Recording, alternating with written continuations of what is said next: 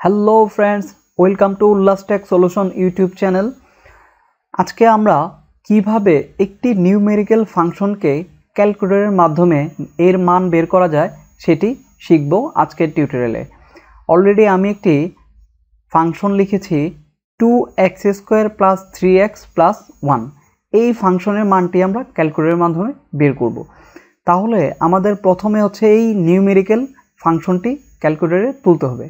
প্রথমে হচ্ছে দেওয়া আছে 2x², তাহলে প্রথম দিব 2, আর এই x ভেরিয়েবলের জন্য প্রথমে দিতে হবে আলফা, এরপর হচ্ছে এই যে লেস বাটন এটার উপর লেখা আছে x, তাহলে দিব লেস বাটনে ক্লিক, তাহলে চলে এসেছে x, আর এটার উপরও হচ্ছে স্কোয়ার আছে, এই যে হচ্ছে স্কোয়ার বাটনে ক্লিক করব, তারপর +3, আবার হচ্ছে ভেরিয়েবল x আছে সেই জন্য হচ্ছে আলফা লেস দেন বাটন +1।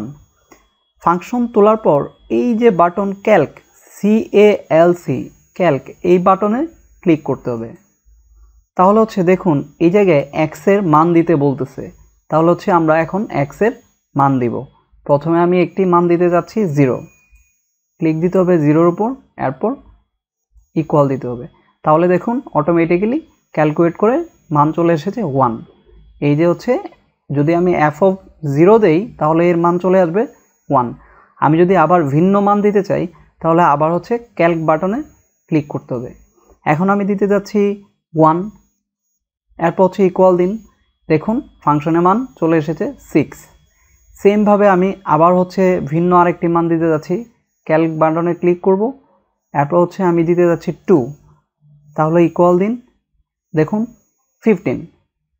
তাহলে হচ্ছে শিখে গেলাম কিভাবে হচ্ছে ফাংশনের মান বের করা যায় ক্যালকুলেটরের মাধ্যমে। সবাই ভালো থাকুন, সুস্থ থাকুন, আর আমার টিউটোরিয়ালগুলো ভালো লাগলে অবশ্যই সাবস্ক্রাইব করবেন, লাইক করবেন। আল্লাহ হাফেজ।